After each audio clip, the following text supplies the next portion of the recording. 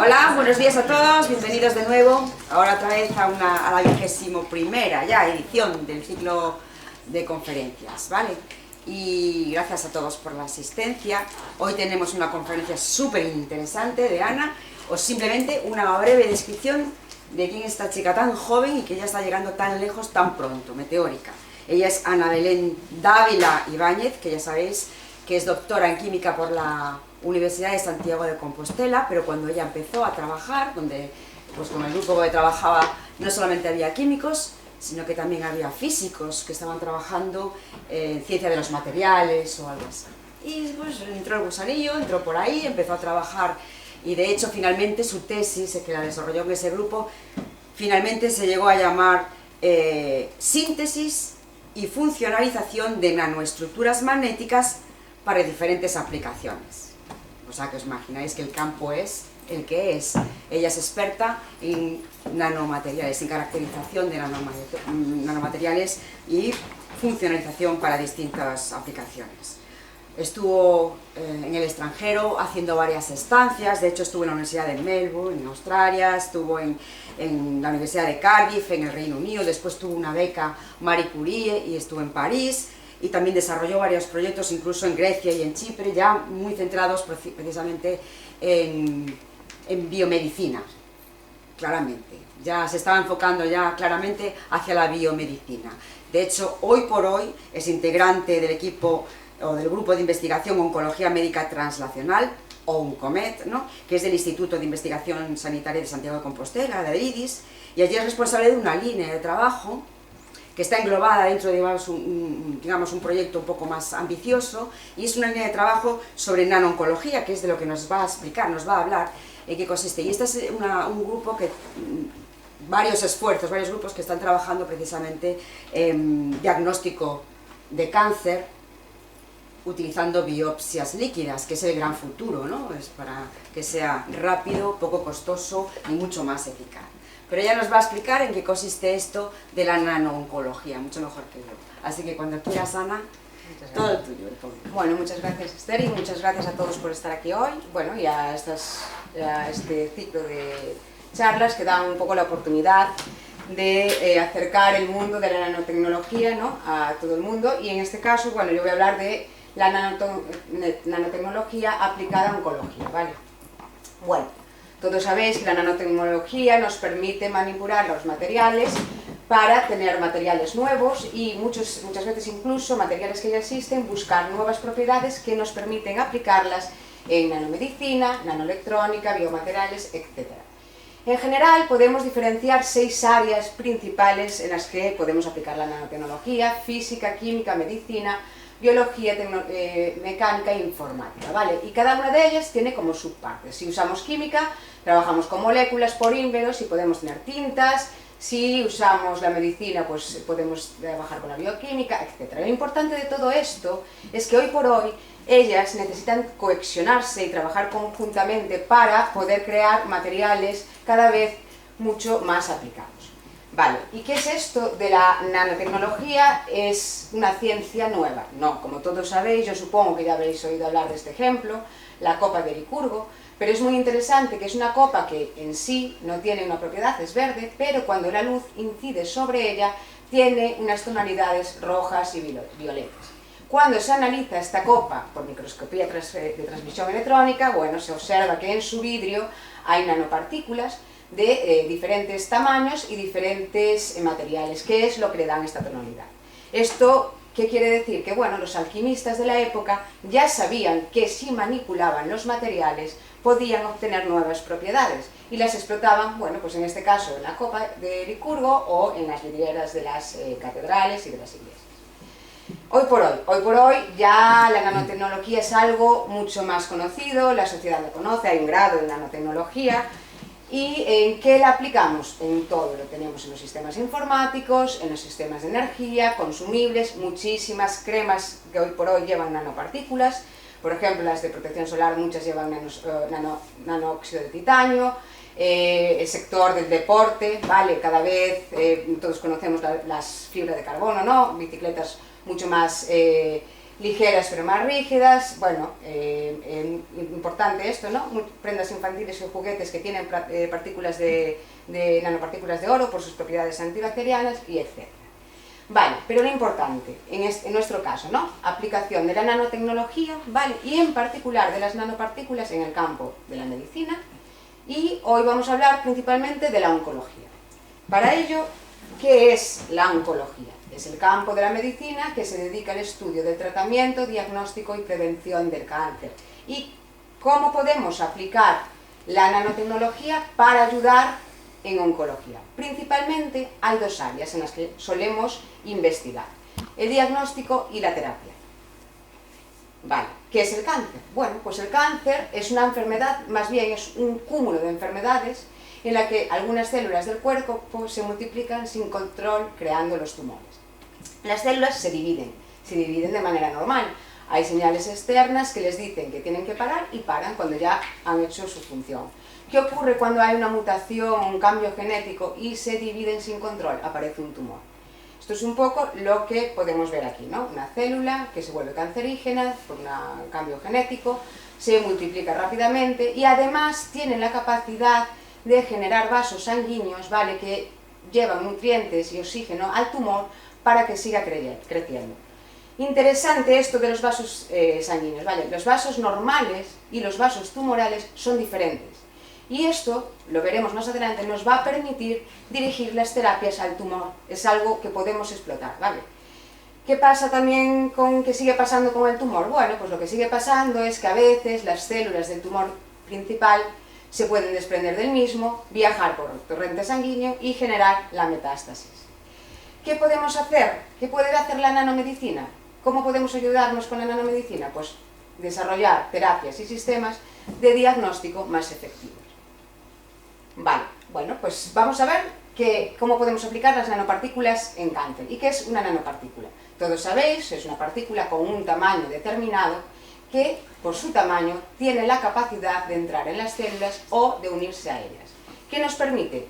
Bueno, pues las nanopartículas nos permiten optimizar la liberación de moléculas, solubilidad de fármacos o moléculas que no sean muy solubles, liberar un fármaco, más de un fármaco al mismo tiempo, ¿vale? Doble terapia, muy importante cuando hay resistencia a fármacos, protección de moléculas para evitar su liberación temprana. Muchas veces el problema es que la molécula no llega al sitio debido a que se libera antes de tiempo. Vale, entonces todas estas propiedades, ¿qué nos permiten? Bueno, pues tener aplicaciones de las nanopartículas en clínica. Diagnóstico, agentes de contraste, partículas fluorescentes, modificación con radioisótopos. ¿Cómo las usamos? En PET, resonancia magnética, imagen, terapia, pues lo que hablábamos ahora, ¿no? Transportadores de fármacos, transportadores también de material genético. Veremos fototerapia, hipertermia, terapia, lo vemos aquí, ¿vale? Terapia fotodinámica. Bueno, además de todo esto, las partículas nos permiten modificarlas, lo veremos también más adelante, en su superficie para dirigirlas, no solo a un tumor o una célula tumoral, sino también a diferentes orgánulos de la célula, ¿vale? Terapia nuclear, si queremos que las moléculas de interés vayan al núcleo. Vale, ¿y cómo podemos clasificar las nanopartículas según su naturaleza? Vale, yo voy a hablar de dos grandes grupos, inorgánicas y orgánicas. Aquí podéis ver una clasificación mucho más específica, ¿vale? Pero inorgánicas y orgánicas según sus ventajas. ¿Qué ventajas tienen las partículas inorgánicas? Propiedades intrínsecas. Ellas, las nanopartículas, cuando ciertos materiales están a escala nanométrica, tienen nuevas propiedades, como ópticas y magnéticas. Esto es muy ventajoso para aplicar tanto en terapia como en diagnóstico. Y las orgánicas, ¿vale? Pues alta biocompatibilidad, biodiversidad, por lo que son muy apropiadas para aplicaciones in vivo. Son muy fáciles de formular y son la clase más común de nanomedicinas aprobadas por la FDA. La FDA y la EMA son los organismos que regulan la aplicación de medicamentos nuevos en clínica y también test de diagnóstico. Vale, algún ejemplo, como os decía, de nanopartículas con propiedades intrínsecas. Nanopartículas de hierro, por ejemplo. Todos sabemos que el hierro macroscópico reacciona ante un imán. Las nanopartículas también, ¿vale? Nanopartículas de hierro, cuando le ponemos un campo magnético alterno, esta energía que tienen la liberan en forma de calor. Entonces lo que podemos hacer es dirigirlas a un tumor, poner un campo magnético alterno que libere calor y hacer terapia dirigida, que es lo que se llama hipertermia. Otra propiedad de las nanopartículas de hierro, ¿vale?, es que son buenos agentes de contraste. Vale, dan imágenes muy buenas en resonancia magnética. Y esto ocurre debido a su pequeño tamaño, su tamaño nanométrico. Aquí podemos ver algunos ejemplos de nanopartículas de óxido de hierro aprobadas para su uso clínico.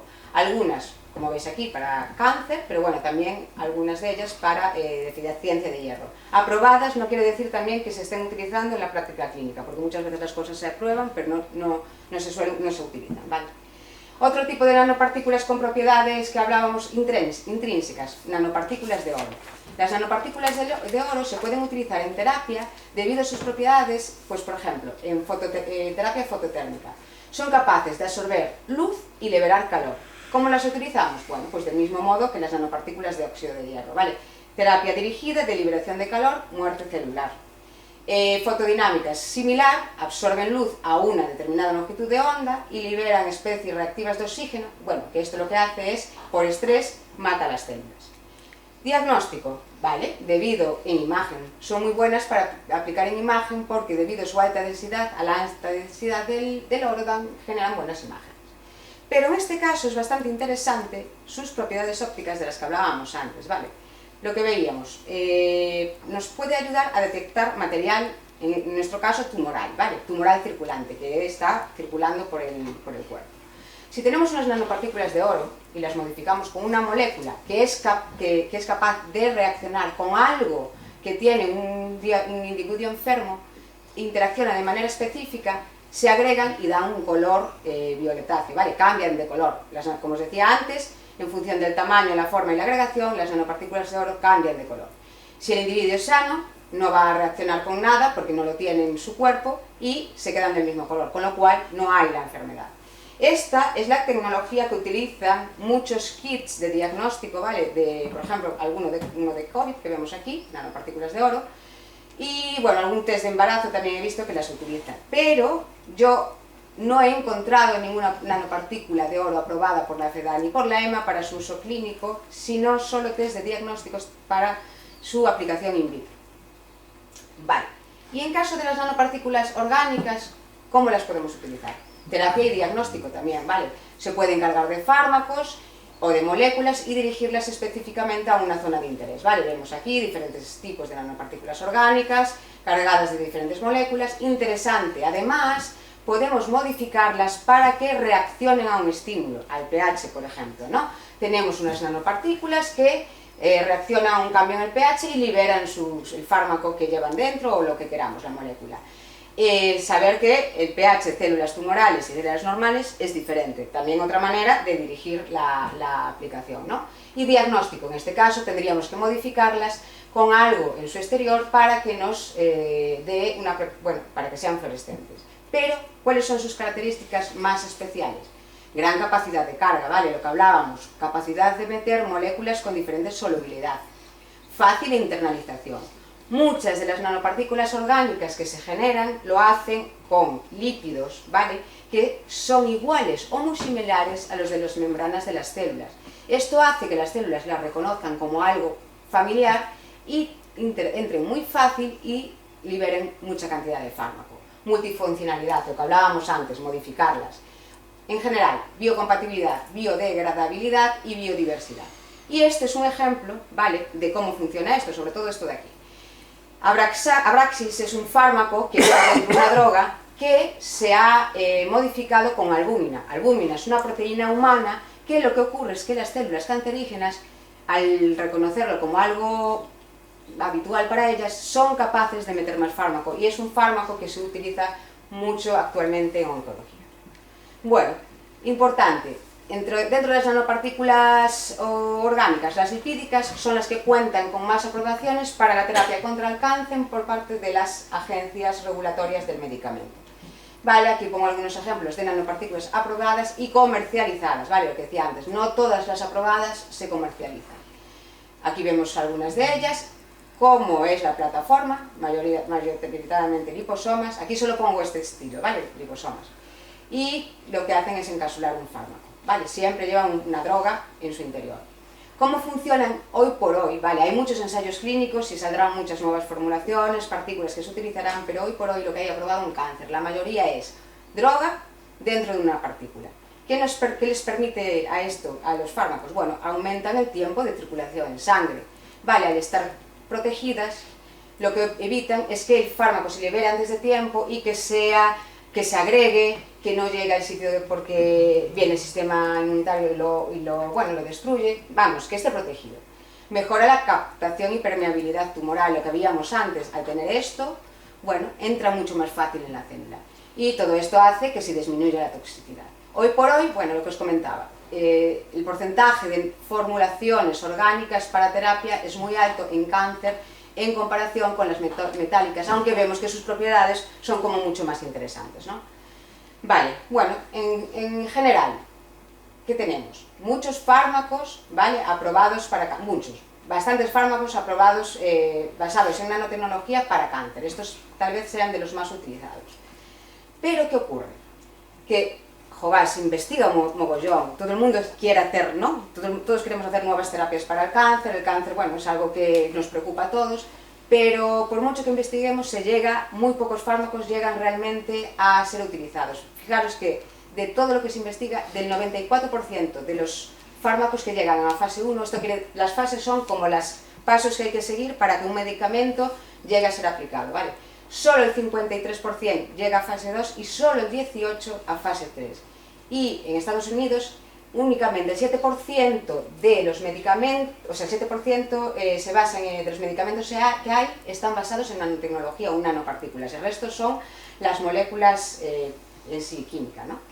¿Por qué ocurre esto? Bueno, pues porque hay muchos retos. Todo esto es bastante nuevo, ¿vale? Hablamos de intentar manipular las cosas, entonces todo es bastante nuevo y hay que estudiar mucho, ¿vale? Hay muchos retos biológicos, saber cómo administrar nuestros sistemas, ¿vale? Y una vez que los administramos, ¿dónde van a ir? Si la parte que no va al tumor, ¿a dónde va? Va a otra parte del organismo, y si va a otra parte del organismo, ¿cómo le va a afectar? Todo esto afecta en la toxicidad. Y muy importante, los retos tecnológicos, ¿vale? Hoy en día, yo en mi laboratorio sintetizo unas nanopartículas, pero yo hago 1 mililitro y sé que me funciona. ¿Qué ocurre si yo tengo que hacer un fármaco y 5.000 litros?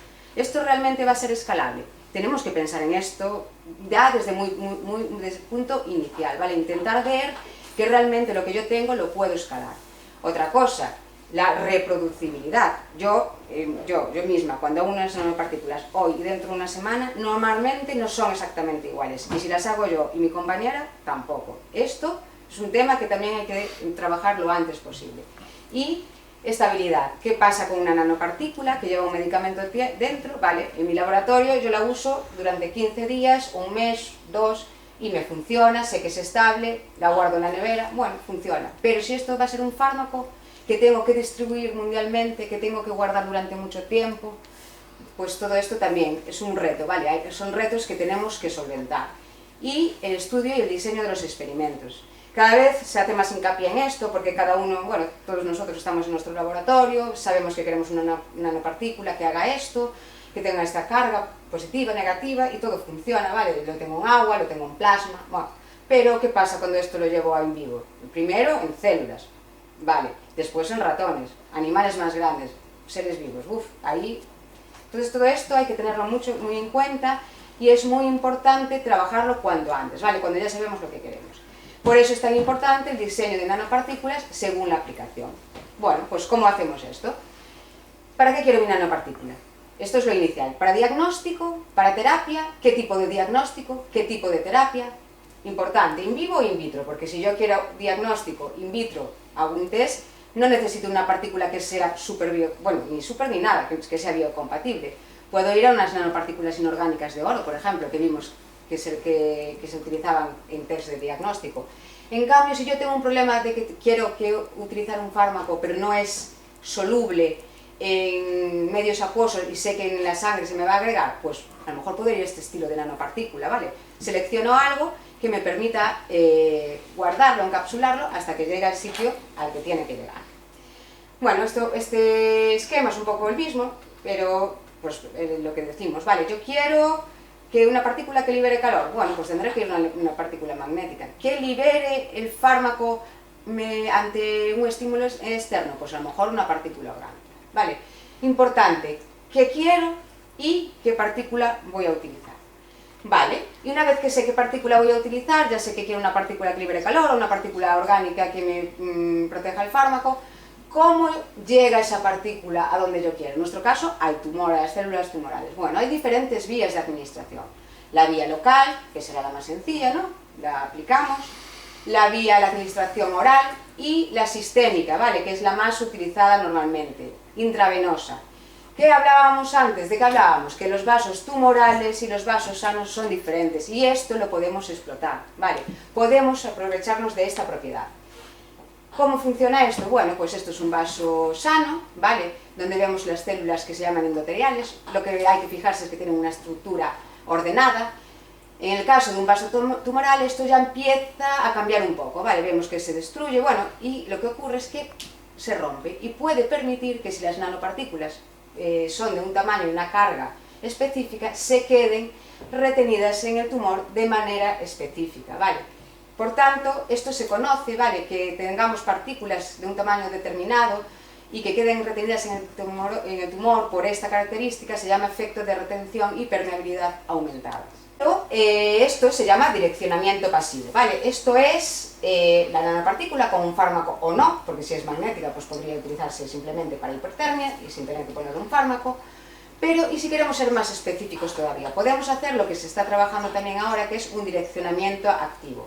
Modifico mi nanopartícula de manera superficial para que de algún modo interaccione de manera específica con algo que tienen las células tumorales. En este caso, además de un targeting, un direccionamiento pasivo, tendríamos uno activo.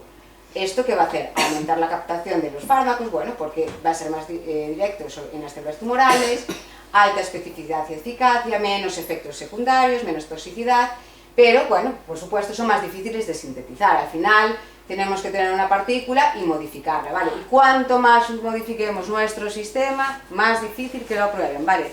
Si queremos, como podéis ver, hasta ahora los sistemas aprobados que se utilizan son lo más sencillo posible. Vale. En caso de que queramos hacer esto, ¿cómo podemos hacerlo? Bueno, pues tenemos una nanopartícula y vamos a modificar su superficie. Podemos modificar su carga, podemos modificar su hidrofobicidad, ¿vale? Poner aquí algo que sea hidrofóbico y unirle algo hidrofóbico y así se va a unir. O lo más común sería poder modificarla y unirle algo con lo que después podamos hacer una reacción química.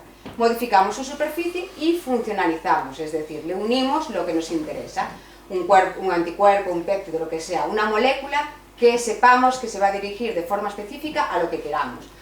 Podemos ponerle también un fluoróforo, ¿vale? Lo que decíamos antes, para que podamos ver dónde está. Y así de este modo tenemos una nanopartícula modificada para, bueno, direccionamiento. ¿Qué tipo de modificaciones podemos hacer? No covalentes y covalentes. Lo mismo, en función de la necesidad, vamos a hacer una unión a otra. Estas van a ser mucho más débiles y estas mucho más fuertes. Importante entonces, cómo la funcionalizo en función de lo que quiera. Vale, y ahora ya voy a hablarles, hasta ahora estuvimos hablando un poco de lo que es las nanopartículas, cómo las puedo diseñar en función de lo que quiero aplicar, bueno, y ahora es quiénes somos nosotros y qué hacemos en el laboratorio. Vale, nosotros somos el grupo de oncología médica translacional. En mi equipo hay oncólogos, ¿vale? Hay farmacéuticos, enfermeros, hay químicos y físicos, y todos trabajamos en oncología translacional, y cuando decimos translacional es que lo que se pretende es transformar los descubrimientos en científicos en aplicaciones clínicas y al revés. Que esto funcionaría mejor, que es encontrar soluciones científicas para necesidades clínicas en oncología. Lo ideal es que el clínico te diga, pues tengo este problema con este tipo de enfermedad y nosotros desde el laboratorio podamos ayudar para bueno, solventar ese problema. Nosotros, en particular, como visteis, trabajamos en nanopartículas para el tratamiento y el diagnóstico del cáncer. Pero el grupo trabaja en muchas cosas, ¿vale? En biopsia líquida, que es como por lo que se nos conoce más, en búsqueda de nuevos biomarcadores. Bueno, esto es como una de las partes realmente más pequeñas porque también es de las más nuevas dentro del grupo. Tened en cuenta que esto nace de los clínicos, ¿vale? El grupo de oncología. ¿Y cuáles son unas de las partículas con las que trabajamos nosotros? Realmente en lo que más nos focalizamos, sobre todo recientemente, es en las nanomulsiones. ¿Por qué usamos nanomulsiones en nuestro caso? Un poco por lo que habéis visto hasta ahora. Son nanopartículas orgánicas, son biocompatibles, biodegradables, es decir, una vez que se degradan son inocuas para las células, tienen alta capacidad de carga, ¿vale? Puedo meter muchas cosas en su interior, y targeting, ¿vale? Podemos direccionarlas a donde queramos. Son versátiles, ¿vale? Podemos modificarlas tanto en la superficie y en su composición, ¿vale? Podemos variar esto que tenemos aquí. ¿Cómo funcionan nosotros? ¿En qué nos centramos? En estas de aquí, ¿vale? Aceite en agua. Aceite quiere decir un compuesto aceitoso. Lo que hacemos es meterlo dentro de esto que vemos aquí, ¿vale? Usamos lípidos. Un lípido que además es hidrofílico en su cabeza, ¿vale? En su parte de aquí, y hidrofóbico en sus colas. Entonces, ¿qué hace? Se queda la parte hidrofílica en contacto con el agua y la parte hidrofóbica en contacto con el aceite, ¿vale? Pues como cuando metemos aceite en agua, lo mismo. ¿Qué nos permite esto? Encapsular y meter en el interior fármacos principalmente, o moléculas, ¿vale?, que sean hidrofóbicas, que son muchos de los fármacos que se utilizan en la actualidad, en oncología, ¿vale? ¿Cómo las hacemos? Pues nosotros tenemos un método muy sencillo, ¿vale?, que es, aquí tenemos la fase acuosa, inyectamos la fase orgánica y de forma espontánea se forman las nanopartículas. Aquí, bueno, nanomulsiones, aquí podemos ver imágenes de microscopía de TEM y de SEM. Bueno, las caracterizamos para ver cómo son, su tamaño, su forma, que sean siempre homogéneas, su estabilidad también, ¿vale?, con el tiempo, temperatura, etc. Vale, entonces, ¿qué es lo que queremos tener? ¿Qué es lo que tenemos en estos momentos? Bueno, pues tenemos una nanomulsión multifuncional, ¿vale? Somos capaces de encapsular, como decía, gran cantidad de fármacos, vamos a dejarlo ahí, y moléculas. La podemos modificar, y ya lo vemos superficialmente, para darle estas propiedades de direccionamiento y también con moléculas fluorescentes para poder seguirlas por imagen. Vale, y ahora vamos a hablar un poco de cómo aplicamos estos sistemas que tenemos en cáncer. Nuestro grupo principalmente trabaja en metástasis, ¿vale? ¿Por qué estamos interesados en la metástasis? Porque hoy por hoy el 90% de las muertes de cáncer están asociadas a la metástasis, no al tumor primario, ¿vale? ¿Cómo se generan estas metástasis? Bueno, pues las células del tumor primario pueden circular a través de la sangre, salen del torrente sanguíneo, anidan en otro órgano y generan la metástasis. Estas células que hacen este proceso se llaman células tumorales circulantes, ¿vale? Las que consiguen llegar aquí son las células tumorales circulantes. ¿Por qué son tan convenientes para analizarlas? ¿Vale? Porque lo primero, se obtienen de la sangre de los pacientes, ¿vale? Y nos dan información sobre el tumor. Nosotros, si hoy por hoy queremos saber qué característica tiene un tumor de un paciente, tenemos que hacer una biopsia. Una biopsia, bueno, es una intervención clínica, ¿vale? Si pudiéramos saber, si las CTCs nos dan información con un análisis de sangre, mucho menos invasivo, ¿vale? Y, como decíamos antes, pueden ofrecer información sobre el tumor a tiempo real, ¿vale? Los tumores no son dinámicos, son estáticos, ¿vale? Desde que un tumor empieza hasta que pasa el tiempo, evolucionan. Si yo puedo analizar este tumor con el tiempo utilizando un único análisis de sangre, pues muchísimo mejor, ¿vale? De hecho, muchas biopsias no se pueden realizar porque es muy complicado, entonces tener este tipo de material es muy interesante. Y el grupo, ¿vale?, trabaja en biopsia líquida, analizando mucho material tumoral circulante y en particular las CTCs. Es por esto, ¿vale?, que hay tecnologías que detectan, aíslan y caracterizan las CTCs. Y una tecnología de la que os voy a hablar es el CELSER. Simplemente voy a introducir esta tecnología, ¿por qué? Porque usa nanopartículas magnéticas. Yo cuando empecé a trabajar en el grupo me sorprendió bastante cómo funcionaba porque pues realmente no lo sabía y es curioso. Vale, ¿cómo funciona? Bueno, pues se aísla, se coge sangre a un paciente. Bueno, ¿qué hace el CELSER primero? Cuantifica células tumorales circulantes, ¿vale? Porque en algunos tipos de cánceres, en función del número de células tumorales circulantes que tenga, más o menos puedes saber ciertas cosas sobre ese paciente, ¿vale? Bueno, pues las enumera. ¿Cómo lo hace? Coges sangre de este paciente, ¿vale? Y el equipo lo metes en el equipo, y el equipo lo que tiene dentro son nanopartículas magnéticas unidas a una molécula que reconoce de manera específica CTCs. Después se le pone un campo magnético y esas CTCs que quedaron unidas a las nanopartículas van al imán, bueno, por decirlo así, y se pueden cuantificar. Evidentemente es mucho más complicado, pero bueno, lo interesante es que, oye, cómo usar las nanopartículas magnéticas sin ser directamente en diagnóstico y en terapia, sino, bueno, pues en un equipo que se usa hoy en clínica, ¿vale? Y, como decíamos antes, ¿qué nos permiten estas células tumorales circulantes? Hacer un análisis molecular, testado de fármacos, ¿vale? Si yo tengo estas células y puedo saber y darle fármacos y ver cómo reacciona a estos fármacos, posiblemente a lo mejor puedo tener una idea de cómo le va a ir al paciente, ¿no? Análisis de la evolución de la enfermedad, ¿vale? Cómo va evolucionando esas células, pues a lo mejor no es un indicativo de cómo evoluciona el enfermo, pero ¿qué ocurre con estas células?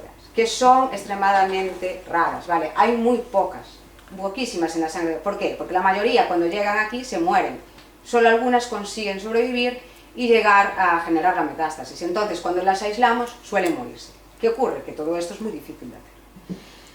¿Qué queremos hacer? Pues queremos cultivarlas. Lo ideal sería poder tener cultivos, ¿vale? Para trabajar con ellas. ¿Qué es un cultivo? Bueno, pues un cultivo es un método de laboratorio que permite el crecimiento de células, ¿vale? Los cultivos, hoy por hoy en el laboratorio, bueno, los cultivos se generaron a través de, pues en el caso del cáncer, de tejido tumoral, se consiguieron ir generando cultivos, las células fueron adaptándose a crecer de forma inmortalizada y a poder tener así, esto lo que sería una placa de cultivo. Esto es lo que nos permite, ¿vale?, hacer hoy por hoy, testar fármacos, ¿vale?, ver cómo funcionan, qué le pasa a las células en función de los fármacos que le vayamos añadiendo, cómo evolucionan, pues, molecularmente, etc. Entonces, si nosotros pudiéramos tener estos cultivos de células tumorales circulantes, podríamos saber mucho sobre ellas, ¿vale? Pero hoy por hoy es bastante difícil. Hay líneas inmortalizadas de CTCs, pero tres o cuatro. Esto hace 4 años ya, ¿vale? Desde el laboratorio dijimos, bueno, y si diseñamos unas partículas que nos ayuden a hacer que estas células se dupliquen más rápido, ¿vale? Bueno, pues vamos a hacerlo. Seleccionamos materiales que sabíamos que de algún modo, elementos, ¿vale? En este caso eran lípidos y ácidos grasos, que sabíamos que de algún modo afectaban al cáncer, ¿vale? Eran capaces de hacer que, bueno, eran peor para el cáncer en el sentido de que evolucionaban más, ¿vale? Entonces, bueno, dijimos, vale, ¿y qué ocurre si se los damos a las células? Vimos que en cultivos, ¿vale?, en células inmortalizadas, comerciales, normales, de una línea de cáncer de mama, todo esto lo hicimos en mama, ¿vale?, veíamos que crecían más, no, que se duplicaban más, ¿no? Bueno, vale, lo controlamos, aquí vemos que funciona, pero estos son células inmortalizadas. ¿Qué ocurre con las CTCs? Las CTCs son las células que circulan por la sangre, ¿vale?, son diferentes. Vale, cogimos un ratón, le añadimos estas células tumorales, vimos que generaba un tumor, esperamos a que generara una metástasis, sacamos sus células, ¿vale?, las aislamos, si son células en sangre son células tumorales circulantes, y las pusimos en cultivo. Pusimos cultivo sin añadirle nanopartículas y cultivos añadiendo nanopartículas. Ya veis la diferencia ya en el cultivo de las células. Bueno, lo que vimos es que efectivamente, si añadíamos nuestras nanopartículas, ¿vale?, las células se duplicaban más. Éramos capaces de conseguir que hubiera más proliferación. Esto, tuvimos la suerte de poder testarlo en muestras de pacientes, ¿vale? Tuvimos 50 muestras de pacientes, de estos pacientes, todos de cáncer de mama metastásico, se aisló, porque si no fuera metastásico no tendría CTCs, se aisló la sangre de estos pacientes, ¿vale?, y se pusieron en cultivo sus células, muy poca cantidad, y las tratamos o les añadimos nuestras nanopartículas. ¿Y qué conclusión global sacamos de aquí? Vale, cuando se publicó este artículo, que es hace 4 años, los cultivos a corto plazo de células tumorales circulantes duraban entre 3 y 15 días, ¿vale? Eso era la media de duración. Una vez que las células se aislaban, no duraban más. Nosotros conseguimos que los cultivos que teníamos, tuvimos un 75% de capacidad de conseguir cultivos, fueran de una media de 53 días. Esto es bastante interesante porque nos permitió además relacionar cómo iban los cultivos como a cómo evolucionaba el tumor en el paciente. Es decir, si veíamos que los cultivos duraban más, que crecían más, que se duplicaban más, pues lo que ocurría en la clínica de estos pacientes es que evolucionaban peor. Esto, bueno, esta aplicación me parece que es bastante interesante porque no es ni terapia ni diagnóstico, pero es ayudar con nanotecnología en un problema, bueno, que hay en el laboratorio, porque ahora, hoy por hoy, eso, sigo diciendo que hay muy pocas líneas de CTCs, pero bueno, esto ya nos permite al menos trabajar un poquito más de tiempo. Vale, bueno, como decía antes, nosotros tenemos nanoemulsiones, somos capaces de meterle un fármaco dentro y las decoramos con moléculas, ¿vale?, que se dirigen de manera específica a un marcador tumoral. Un marcador tumoral es una molécula que solo aparece en cierto tipo de células tumorales, ¿vale? Entonces, bueno, pues las nanopartículas que tenemos hoy en día son así y se dirige, si reconoce este marcador, se une, pero si es otro marcador no se une. Entonces deberían de entrar única y exclusivamente en este tipo de células. Vale, aquí lo que muestro, no sé si se verá muy bien y se entenderá, pero bueno, un poco lo que quiero es justificar que nuestro sistema al menos funciona en dirigirse a lo que queremos. Vale, aquí lo que vemos son núcleos de células. En este caso tenemos mezcladas células sanas y células tumorales, ¿vale? Y solo estamos viendo los núcleos aquí. Aquí lo que hicimos fue teñir la membrana, ¿vale?, de las células cancerígenas, de las células tumorales. Hay técnicas para hacer esto. Y como veis, aquí hay núcleos, pero aquí no los hay, ¿vale? Aquí debería haber núcleos en todo, pero aquí no vemos membranas teñidas, pero sabemos que hay células porque aquí están los núcleos, ¿vale? Estas imágenes es como si se solaparan, y aquí estarían las células sanas, ¿vale? Tumorales y sanas.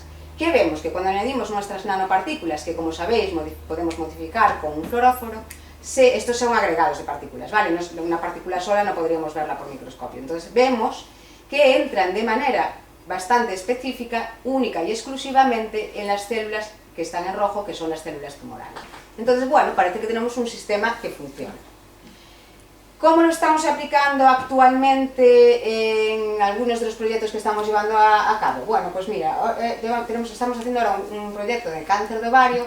¿Y por qué en cáncer de ovario? Bueno, pues porque el cáncer de ovario se diagnostica muy tarde, ¿vale? Es un cáncer que debido a sus síntomas, que suelen ser diarrea o, bueno, cansancio, estos síntomas son muy similares a los de otras patologías. ¿Qué pasa? Que cuando se diagnostica, los pacientes son ya metastásicos, tienen implantes peritoneales, que es esto que vemos aquí, ¿vale? Del ovario, las células tumorales se dirigen a toda esta zona del peritoneo y genera pequeños tumores que son muy difíciles de quitar por cirugía. Entonces normalmente se intenta quitar por cirugía, pero a veces es complicado porque bueno, el paciente puede ir peor en esta cirugía. Entonces lo que se suele utilizar, bueno, pues es eso, o cirugía o quimioterapia. Ya. Pero nosotros la idea es, hay un fármaco, ¿vale? Que, bueno, una molécula, que tiene una molécula, se llama vertaporfina, es una molécula que cuando le incide luz sobre ella, genera estas especies de las que hablábamos antes, especies reactivas de oxígeno. Lo importante es que este fármaco, ante luz, mata las células, ¿vale? Entonces, el problema de este fármaco es que es bastante insoluble en medios acuosos. Entonces, nuestra idea es intentar meter mucha cantidad dentro de nuestras nanopartículas para, primero, solventar los problemas de solubilidad, superar las barreras físico-químicas y aumentar la captación celular. Inicialmente lo vamos a utilizar después de la cirugía, es decir, una vez que se quiten estos implantes, ¿vale?, poder añadir estas nanopartículas, porque cuando tú operas quitas lo que ves, pero lo más habitual es que se reproduzcan o se sigan reproduciendo porque es muy difícil erradicar todas esas células. La idea final, bueno, pues va a ser funcionalizarlos y a lo mejor, bueno, en un futuro ver si podemos hacerlo por vía intravenosa, ¿no? Vale, otro proyecto es unas nanopartículas para aplicar en cáncer de mama, ¿vale? Bueno, el cáncer de mama es el segundo cáncer de mayor incidencia a nivel mundial y el primero en mujeres. El cáncer de mama tiene diferencias moleculares y en función del tipo molecular que tengas es mucho más agresivo o no. En especial, HER2 positivo y triple negativo son los más agresivos, ¿vale? ¿Qué ocurre? Que no hay terapias dirigidas o hay muy pocas terapias dirigidas para estos subtipos de cáncer. Para estos hay más, para estos hay menos. Desde el grupo clínico decía que sería interesante, bueno, además hay células tumorales que coexpresan ambos, bueno, son como una mezcla de estos dos subtipos. Bueno, estamos trabajando porque nos han dicho que posiblemente podría ser interesante tener partículas que se dirijan a estos dos subtipos celulares y que lleven un fármaco dentro, en este caso estamos probando con un quimioterapéutico, para que se dirijan a estos dos subtipos de manera específica y liberen el fármaco de manera controlada, ¿vale? Y por último, un proyecto muy diferente, porque en primer lugar no usa nanoemulsiones, ¿vale? Ni lo empezamos la parte de nanopartículas, ¿vale? Vamos a usar nanopartículas de oro. Lo que ocurre, lo interesante es en cáncer de pulmón, ¿vale? El cáncer de pulmón, cuando ya está en un estado muy avanzado, lo que se utiliza es la inmunoterapia, ¿vale? Muy efectiva, pero ¿cuál es el problema de la inmunoterapia? Que es muy difícil saber qué pacientes van a responder a este tratamiento. Los que responden genial, pero los que no, bueno, pues le estamos generando algún tipo de efecto secundario. Lo que hemos hecho en el laboratorio recientemente es descubrir una serie de proteínas que nos predicen si el paciente va a responder o no va a responder al tratamiento de inmunoterapia. Tenemos 7 proteínas, ¿vale? Y lo que pretendemos hacer ahora es nanopartículas que nos detecten estas proteínas. Usar la nanotecnología, ¿vale?, para algo que acabamos de descubrir. Y bueno, el objetivo final sería poder hacer un kit, ¿vale?, que nos diga, ¿va a funcionar, tenemos esta proteína, está sobreexpresado o no? Bueno, pues el paciente va a funcionar, va a reaccionar o no al tratamiento. Y bueno, un poquito esto es lo que os quería contar hoy, esto es nuestro grupo, ¿vale? Y estamos en el IDIS, como decía Esther, y nada, pues muchas gracias, espero que os habíais enterado de algo. Yo creo que sí, que tenemos un público, bueno, ante todo,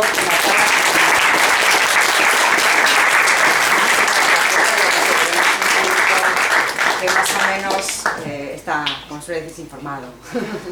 Bueno, si tenéis alguna pregunta para hacerle. De lo que hablabas ahora, lo último que comentabas en lo que vais a trabajar en lo de cáncer de pulmón, esas 7 proteínas a las que te refieres, ¿son proteínas que están en el cuerpo del enfermo y que vais a detectar, o dónde se encuentran esas proteínas? Esas proteínas, nosotros como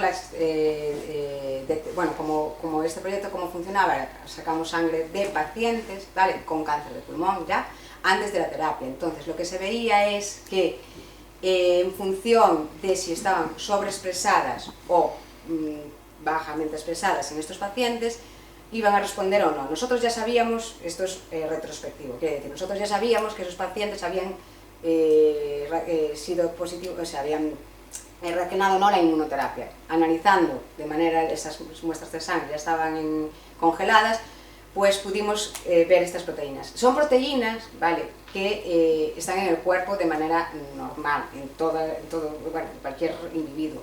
¿Qué ocurre? Que ahí están sobreexpresadas o muy bajo expresadas. Entonces es complicado porque realmente no es específica, no son proteínas realmente que digas, no, están...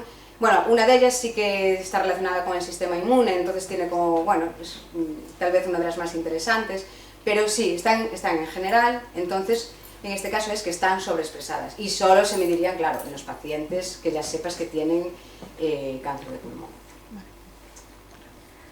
Sí, yo tenía otra pregunta también en relación a eso que comentabas. Esas 7 proteínas que tenéis como para crear ese kit, ¿hay otros estudios de otros laboratorios que digan si sirven para otros tipos de cáncer? Dos de ellas sí que se han visto que tienen algún papel en otro, ¿sabes?, en otro tipo de estudios, pero que sí que están relacionados, y creo que eran en ovario. Pero en general no son... lo ideal sería que tuviera un papel biológico, pero nosotros no hemos visto, ¿vale?, que tengan ningún papel biológico en pulmón. También es cierto que hay que hacer más estudios y ver, a lo mejor podemos ver algo por ahí, pero en general no.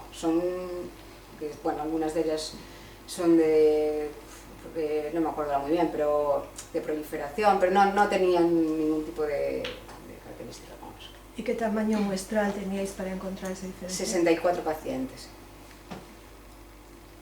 A ver, la idea ahora, esto sí tiene que seguir, es aumentar la cohorte de pacientes y también ver cuál es el límite de detección que tenemos, porque la idea es hacerlo con nanopartículas, pero antes con ELISAs. Vale, para ver que realmente podemos detectarlas con una tecnología que es más aplicable a la clínica y ya después usarlas en la práctica. ¿Alguna otra pregunta? Dabas los datos de la eficiencia en las fases clínicas de las tres de los nanomedicamentos. ¿Y del resto de medicamentos es muy diferente o son más o menos iguales? Ahí ya no te sé responder, pero yo creo que, claro, los medicamentos son drogas que se van descubriendo y bueno, en función de cómo vayan. Pero realmente, pues no sé, yo solo sé que en el caso de los nanomedicamentos va muy mal, pero no, la verdad que no lo tengo. Claro, Supongo que será un poco similar. Que a lo mejor tampoco los que van tan mal. Ya, lo que pasa es que es complicado, ¿eh? Yo creo que es complicado porque también es algo muy nuevo. Entonces, la sociedad en general parece que lo acepta, pero la clínica no lo acepta tanto, ¿sabes? Yo lo veo el día a día. Para mí es muy complicado convencer a un oncólogo de que una nanopartícula va a funcionar cuando ya hay algo que funciona. Entonces, ¿sabes? Es complicado, yo creo que sobre todo eso, a la hora de la clínica y de que se vaya a utilizar. Es lo que decía, muchas veces la FDA aprueba fármacos, se comercializan pero no se utilizan.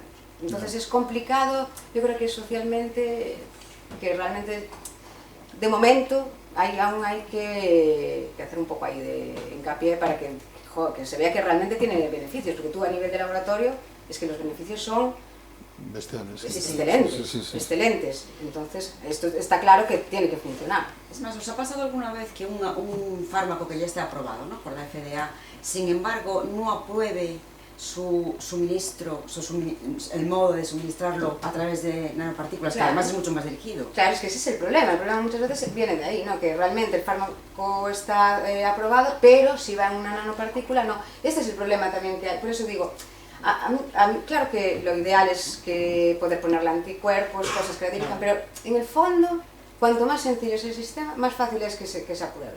Y es curioso, porque a lo mejor tú en el laboratorio ves que tu eficiencia es mejor con terapia dirigida, activo, pero dices, bueno, pues me voy a quedar con esta que tengo un poco menos de eficiencia, pero me la van a aprobar antes. Entonces al final es como, ¿cómo podemos solventar esto? Sí, es verdad que a lo mejor también tiene que ver el hecho de que es mucho más costoso. Ese es otro, claro, eso es otro tema.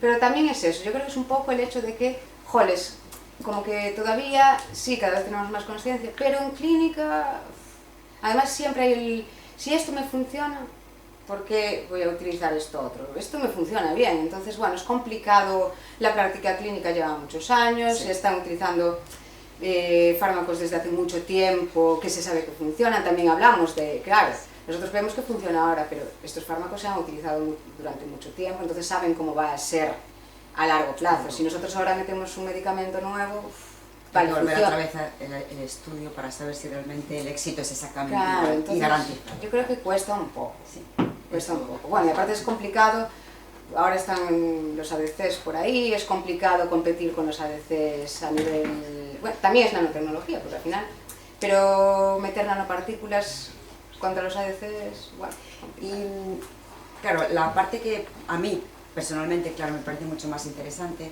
es esa, la pre, o sea, para ya evitar, claro, ¿no?, que se desarrollen los tumores suficientemente como para que ya sea suficientemente tarde.